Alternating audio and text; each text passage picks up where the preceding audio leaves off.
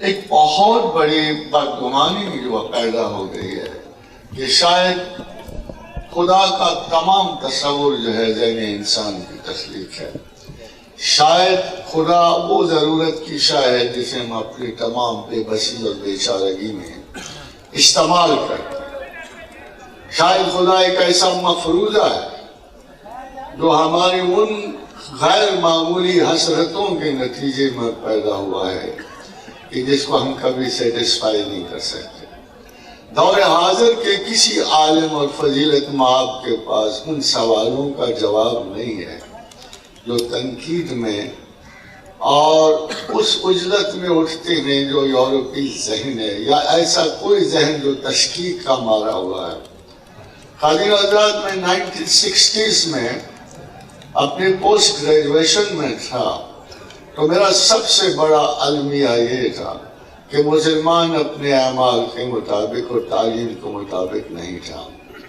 ایک تصور جب کوئی مسلمان اپنے عمل، اپنے اخلاق، اپنے حکم کے مطابق نہیں ہوگا تو سب سے پہلا تاثر یہ ہوتا ہے کہ یہ مسلمان اس میسج کو نہیں مانتا، اس میسج پہ یقین نہیں رکھتا جس پہ اسے کرنا چاہیے.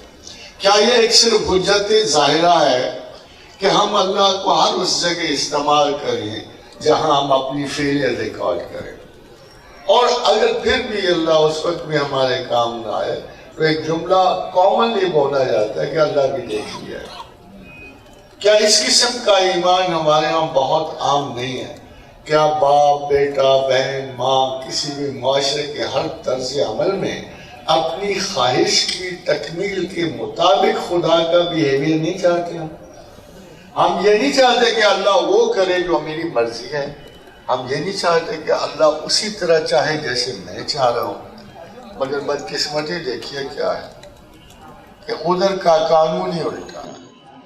وَأَمَّا مَنْ خَافَ مَقَامَ رَبِّهِ وَنَهَى النَّفْسَ عَنِ الْهَوَىٰ. ادھر کا قانون الٹ ہے. جب تک وہ اپنے ظاہر و باطن میں، ہوا و حوث میں اور نفسیات ذات میں جب تک اللہ کے حکم کی تعمیل نہ کرو گے تم خدا کے خلاف کھڑے ہو، تم خدا کی مخالفت میں کھڑے ہو.